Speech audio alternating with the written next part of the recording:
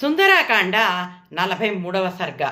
నిన్నటి సర్గలో రావణాసురుడు హనుమంతుడిని చంపమని తన 80,000 మంది కింకర్లని పంపిస్తాడు.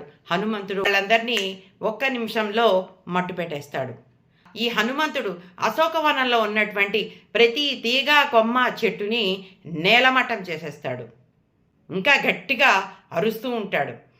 అక్కడ ఒక తెల్లని చైత్య ప్రాసాదము అంటే ఒక బిల్డింగ్ లాంటిది అందంగా పాలరాతిలా మెరిసిపోతూ కనిపించింది.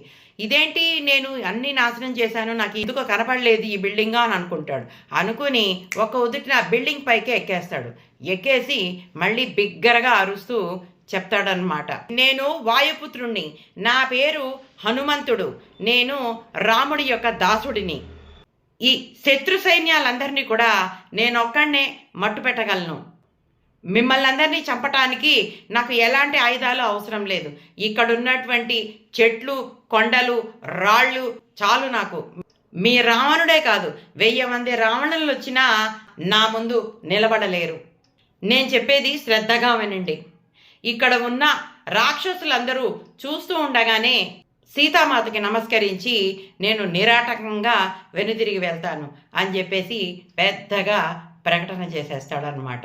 ఈలోగా అక్కడ స్పృహలోంచి బయటకు వచ్చినటువంటి కొంతమంది సైనికులు లేచి మళ్ళీ వాళ్ళ ఆయుధాలతోటి శూలాలతోటి హనుమంతుడి మీదకి యుద్ధానికి వెళ్తారు. హనుమంతుడు ఆ చైత్య ప్రాసాదానికి ఉన్నటువంటి గట్టి స్తంభాన్ని ఒకదాన్ని గట్టిగా ఊడబీకుతాడు. ఊడబీకి ఆ స్తంభంతో గిరగిర తిప్పి ఆ స్తంభాన్ని వాళ్ళని ఒక కొట్టు చంపేస్తాడు. ఆ స్తంభం తిప్పే ప్రాసెస్లో మంటలు చెలరేగుతాయి. ఆ చైత్య ప్రాసాదం అంతా కూడా కాలిపోతూ ఉంటుంది. అప్పుడు హనుమంతుడు వేగంగా గాల్లోకి ఎగురుతాడు. మళ్ళీ ఈ విధంగా ప్రకటన చేస్తాడు. వానర రాజైన సుగ్రీవుడు కోట్లాది మంది వానర సైనికులతోటి ఈ సీతామాత కోసం ప్రపంచం నలుదిక్కులా కూడా వెతుకుతున్నాడు. ఆ సైనికుల్లో 10 ఏనుగుల బలం కలిగిన వాళ్ళు ఉన్నారు.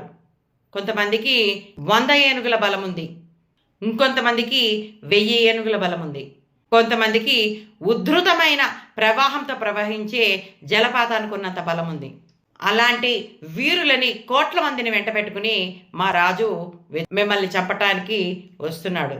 మీరు మహోన్నతుడైనటువంటి రాముడితోటి వైరం పెట్టుకున్నారు కాబట్టి ఇంకా మీరుండరు, ఈ లంకాపట్టణం ఉండదు, మీ రావణుడు ఉండడు అని గట్టిగా మాట్లాడుతూ ఉంటాడు హనుమంతుడు.